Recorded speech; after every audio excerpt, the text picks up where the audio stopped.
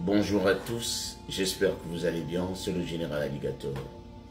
Alors, en parcourant les messages aujourd'hui, je suis tombé sur celui-ci. Et c'était suite à ma vidéo où je répondais à un abonné qui me demandait s'il m'était arrivé un jour d'avoir envie de rentrer, d'abandonner le combat, de rentrer en Afrique. Alors j'ai trouvé ce message et j'ai compris que nous sommes nombreux. Pratiquement, disons que nous tous nous sommes passés par là. Et c'est pour cela que je fais également cette vidéo pour m'adresser à toi qui te retrouve dans cette situation aujourd'hui.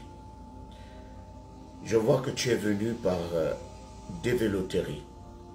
Ça veut dire que ta situation est 10 fois mieux que la situation de ceux-là qui sont venus par visa touriste. Toi, tu as un visa immigrant. Cela fait 5 mois que tu es là. Tu as déjà certainement la carte verte. Mais il faut seulement que tu trouves du boulot. Tu as moins de maux de tête. Est-ce que tu sais ce que ça fait d'être ici sans papier? Et de ne même pas avoir une lueur d'espoir. C'est-à-dire, tu te retrouves dans une situation où tu ne peux pas travailler légalement. Ou si tu dois travailler, tu dois le faire en cachette. Si tu dois aimer quelqu'un, tu dois l'aimer doublement. Parce que si tu l'aimes de manière normale, la personne va te dire que tu ne fais pas assez, que tu t'es collé à elle parce que tu veux les papiers. Est-ce que tu sais ce que ça fait? Toi, tu n'as même pas encore, tu n'as pas de soucis. Tu as certes des soucis, mais tes soucis, ce sont des solutions de quelqu'un quelque part. Quelqu'un aurait même voulu être à ta place, même s'il n'a pas encore de boulot, mais il serait en train de remercier Dieu d'être ici. Alors, et par la même occasion, je m'adresse aussi à ceux qui sont dans la même situation, que vous ayez les papiers ou pas, parce que je sais que ici aux États-Unis, que l'on ait les papiers ou pas, nous passons tous par des moments difficiles. Et je voulais vous rappeler que personne n'est à l'abri des moments difficiles. Mais ces moments difficiles nous attaquent avec certains degrés. Parce que tout dépend de l'état dans lequel ces moments difficiles vont te trouver. C'est pour cela que je parle de degrés. Il y a des gens qui n'arrivent pas à trop ressentir la pression des moments difficiles parce que ça les a trouvés un peu dans une bonne situation. Donc ils arrivent à se débrouiller. C'est comme lorsque la maladie vous attaque et que vous avez de l'argent dans la poche. C'est différent de celui qui a été attaqué par la maladie, mais qui est fauché. C'est-à-dire, celui-là reçoit le choc 2 fois. Le choc de la maladie et le choc du fait qu'il soit fauché. C'est-à-dire, même s'il veut avoir de l'espoir, il va se dire, mais comment je vais même acheter les médicaments? Lorsqu'il veut aller à l'hôpital, il va se dire, mais lorsqu'on va me donner une ordonnance, est-ce que je pourrais éponger les médicaments qu'on va me donner? Donc c'est un peu cela. Toi, tu as une situation acceptable. Je veux que tu saches qu'aucune situation n'est pérenne. Aucune situation ne dure. Nous passons par des problèmes. Nous ne demeurons pas dans les problèmes. Et je voulais par la même occasion te dire que, tu sais, certaines situations commencent toujours mal, mais finissent bien.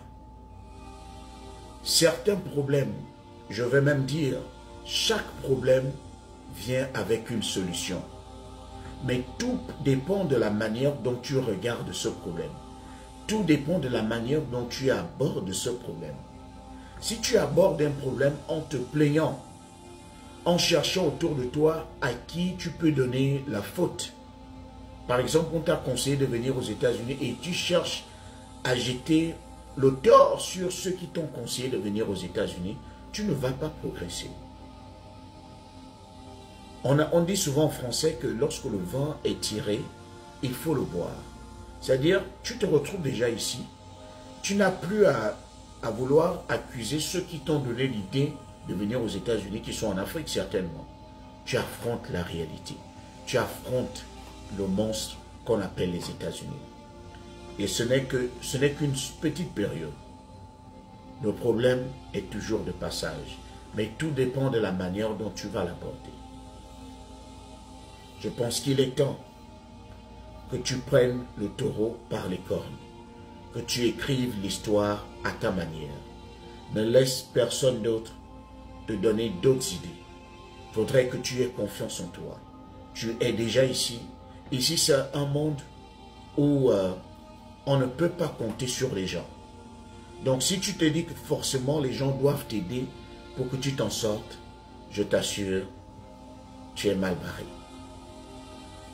Tu connais mon histoire.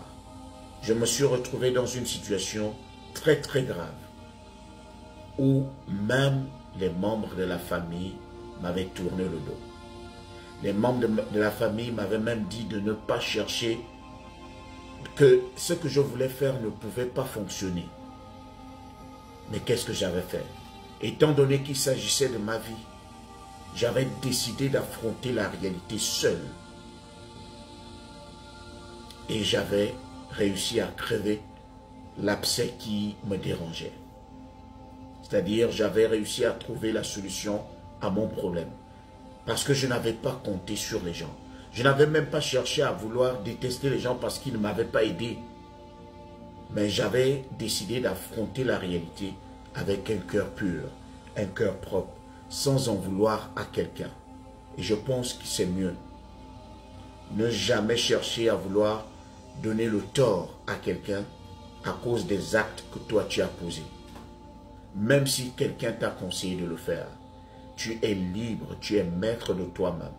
Tu prends tes décisions à ta manière et tu en assumes les conséquences. C'est ça les vrais hommes. Un problème quelque chose peut mal commencer et bien finir. Parfois, la bénédiction se trouve derrière une détresse, derrière une souffrance. Mais il suffit que tu sois patient et que tu sois calme et que tu regardes le problème que tu as d'une autre manière.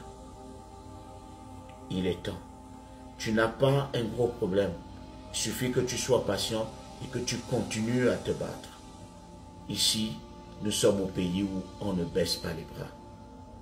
Et par la même occasion, je voulais dire à quelqu'un, si tu trouves que la situation que tu vis ici est pire que la situation que tu aurais pu vivre en Afrique, alors, si tu veux rentrer, rentre. Mais pèse d'abord le pour et le contre.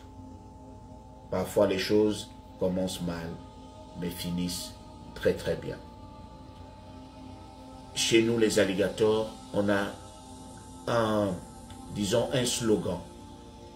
C'est ta mentalité qui nourrit ta poche. Si tu arranges ton mental, ta poche sera toujours garantie et remplie.